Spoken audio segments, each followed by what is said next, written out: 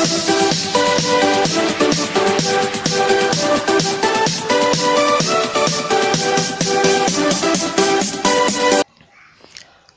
Friends, welcome to BSK education channel. Friends, ఈరోజు మరో ముఖ్యమైన ఇంపార్టెంట్ అప్డేట్తో ముందుకు వచ్చాం.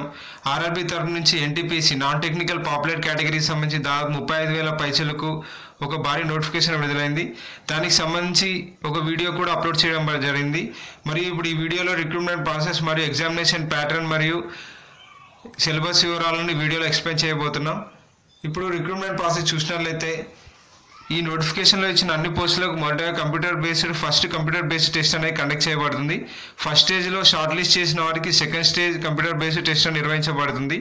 సెకండ్ స్టేజ్లో షార్ట్ లిస్ట్ చేసిన వారికి వారి పోస్టులను బట్టి కొన్ని పోస్టులకు స్కిల్ టెస్ట్ మరియు మరికొన్ని పోస్టులకు కంప్యూటర్ బేస్డ్ యాప్టిట్యూడ్ టెస్ట్ మరియు మరికొన్ని పోస్టులకు సెకండ్ స్టేజ్ సిబిటీలో షార్ట్ లిస్ట్ చేసిన వారికి డైరెక్ట్ డాక్యుమెంట్ వెరిఫికేషన్ మరియు మెడికల్ ఎగ్జామినేషన్ నిర్వహించబడుతుంది.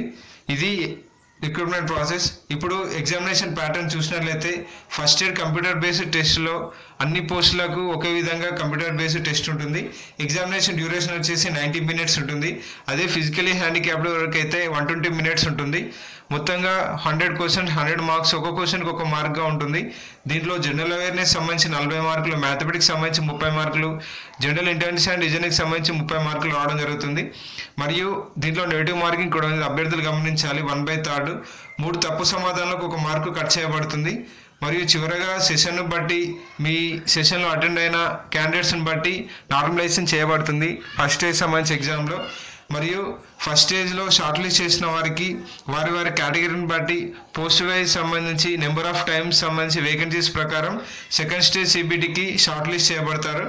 మరియు ఇప్పుడు ఎగ్జామినేషన్ సంబంధించి జనరల్ అవేర్నెస్, మ్యాథమెటిక్స్ మరియు జనరల్ ఇంటెలిజెన్స్ రీజనింగ్ సంబంధించి టాపిక్స్లో వచ్చే సిలబస్ వివరాలు చూసినట్లయితే మ్యాథమెటిక్స్లో చూసినట్లయితే number system, decimals, fractions, LCM, HCM, ratios and propositions, percentage, mensuration, time and work, time and distance, simple and compound interest, profit and loss, elementary algebra, geometry and trigonometry, elementary statistics అనే topics పై mathematics నుంచి ప్రశ్నలు రావడం జరుగుతుంది.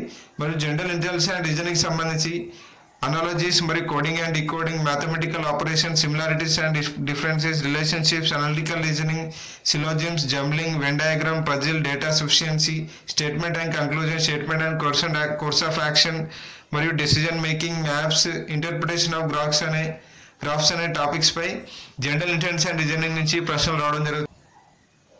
And ఇప్పుడు general awareness సంబంధించి topics వివరాలు చూసినట్లయితే current events of national international importance, games and sports, arts and culture of India, Indian literature, monuments and places of India, general science and life science 10th basic నుంచి రావడం జరుగుతుంది. History of India and freedom struggle of India, physical, social and economic, geography of India and world, Indian polity and governance, constitution of political system, మరియు general scientific and technological developments including space and nuclear programs of India, UN and other important world organizations, environmental issues concerning India and world at the large, and basics of computers and computer applications, common abbreviations, transport system in India, Indian economy, famous personalities of India and world, flagship government programs మరియు flora and fauna of India మరియు important government and public sector organisations of India అనే topics పై general అవేర్నెస్లో ప్రశ్నలు రావడం జరుగుతుంది. మరియు first year CBT సంబంధించి మినిమం క్వాలిఫైయింగ్ పర్సెంటేజ్ మార్క్స్ వచ్చేసి 100 మార్క్స్కు అన్రిజర్వ్డ్ క్యాండిడేట్స్కు 40% అనగా 40 మార్క్స్ రావాల్సి ఉంటుంది. అండ్ కొత్తగా వచ్చిన ఎకనామికల్ వీకర్ సెక్షన్ సంబంధించి క్యాండిడేట్స్కి వచ్చేసి కూడా 40% అనగా 100కు 40 మార్క్స్ రావాల్సి ఉంటుంది.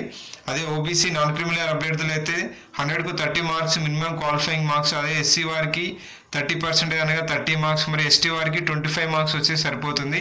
నెక్స్ట్ వీరికి సెకండ్ స్టేజ్ సిబిటీ సంబంధించి ఎగ్జామినేషన్ అనేది కండక్ట్ చేయబడుతుంది. సెకండ్ స్టేజ్ సిబిటీలో వారి పోస్ట్ని బట్టి వారి లెవెల్ని బట్టి ప్రశ్నలు అనేది అడగడం జరుగుతుంది.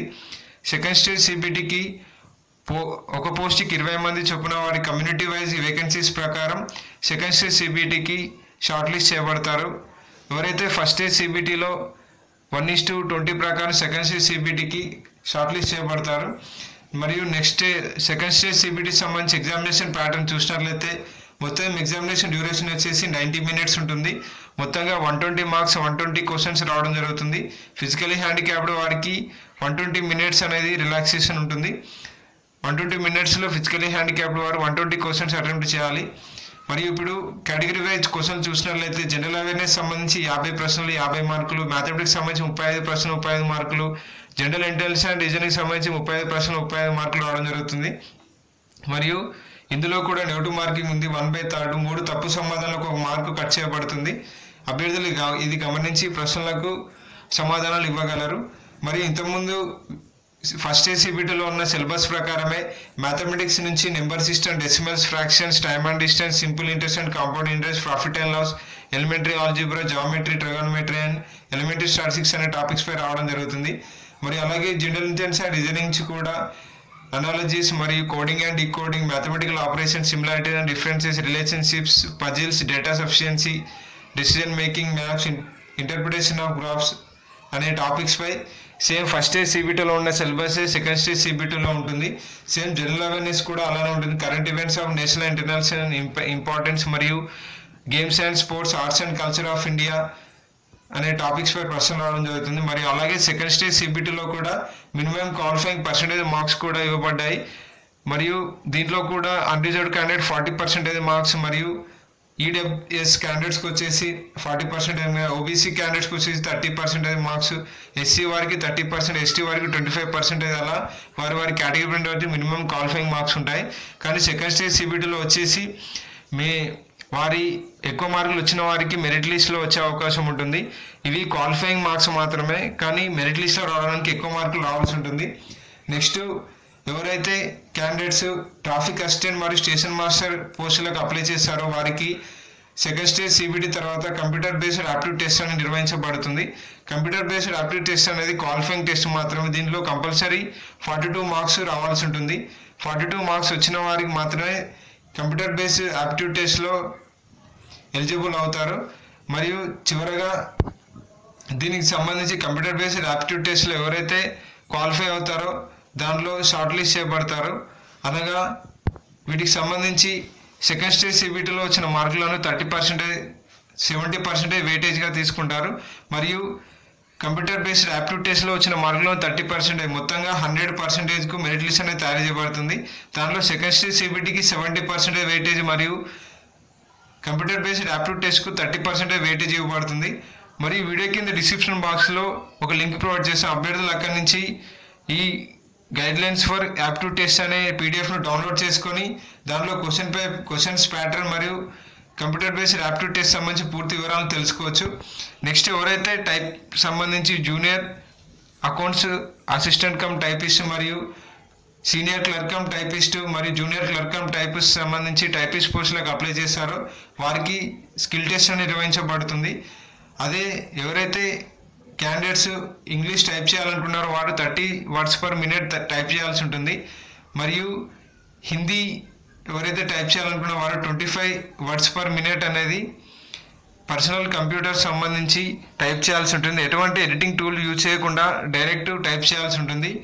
దీంట్లో కూడా క్వాలిఫై అయిన వారికి మాత్రమే నెక్స్ట్ షార్ట్ లిస్ట్ చేయబడి డాక్యుమెంట్ వెరిఫికేషన్కు పిలువబడతారు. నెక్స్ట్ డాక్యుమెంట్ వివరాలు చూసిన డాక్యుమెంట్ వెరిఫికేషన్లో ఎవరికైతే సెకండ్ స్టేజ్ సిబిటీలో కొన్ని పోస్టులకు షార్ట్ లిస్ట్ చేయబడతారో వారికి డైరెక్ట్ డాక్యుమెంట్ వెరిఫికేషన్ ఉంటుంది. అదే ఎవరైతే కంప్యూటర్ బేస్డ్ ఆప్టిట్యూడ్ టెస్ట్ నిర్వహించబడుతుందో దానిలో మెరిట్ లిస్ట్ వచ్చిన ప్రకారం నెక్స్ట్ డాక్యుమెంట్ వెరిఫికేషన్ ఉంటుంది. స్కిల్ టెస్ట్ కూడా ఎవరైతే టైపిస్ట్ పోస్టులకు అప్లై చేస్తారో వారికి స్కిల్ టెస్ట్ తర్వాత డాక్యుమెంట్ వెరిఫికేషన్ ఉంటుంది. డాక్యుమెంట్ వెరిఫికేషన్ తర్వాత మెడికల్ ఎగ్జామినేషన్ ఉంటుంది.